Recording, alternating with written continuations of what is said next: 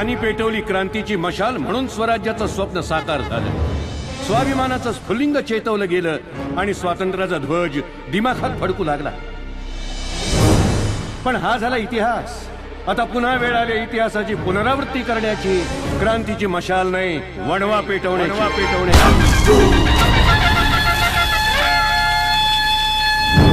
स्वातंत्र्य मिळून 65 झाली, तरी अजून तुम्ही लोकांना अन्न, वस्त्र, निवारा देऊ शकत नाही.